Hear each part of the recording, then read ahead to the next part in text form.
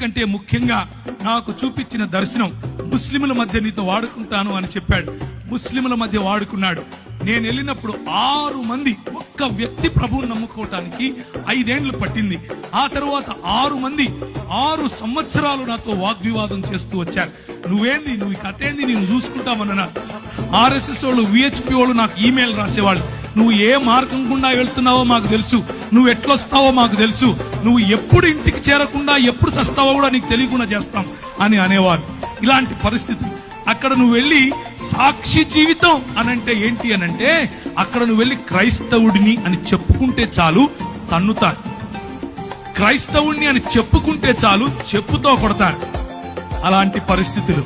కానీ స్టెఫెనును ఆశీర్వదించినట్లుగా, స్టెఫెనుకు వాక్ చాతుర్యం ఇచ్చినట్లుగా, స్టెఫెనులో వాక్ ప్రభావం ఇచ్చినట్లుగా, స్టెఫెనును ఏ విధముగా జ్ఞానముతోనూ కృపతోనూ ప్రభువు నింపాడో అలా యవ్వనస్తులను నింపగలడు. ఒక్క విధేయత అన్నటువంటి అడుగు తీస్తే చాలు. నా జీవితం ఆ రోజు పరిశుద్ధాత్ముని యొక్క తాకిడితో మారిపోయింది. పరిశుద్ధాత్ముడు నా జీవితంలో తెలియని అగ్నిని రగిలింపజేశాడు. పరిశుద్ధాత్ముడు నా జీవితంలో ఇచ్చిన ఛాలెంజెస్. నేను వెళుతూ ఉంటే నాకు అన్ని బెడ్స్ ఆఫ్ రోజెస్ అందరూ వచ్చి కాళ్ళ మీద పడిపోయి పైసలు ఇచ్చేసి ఏమో చేశారు అనుకున్నారా? కాదు. అడుగడుగు నా ఛాలెంజెస్, అడుగడుగు నా బలహీనతలు, అడుగడుగు నా తెలియనటువంటి నేను ఎలా చేయాలి ఇప్పుడు అన్నటువంటి పరిస్థితి.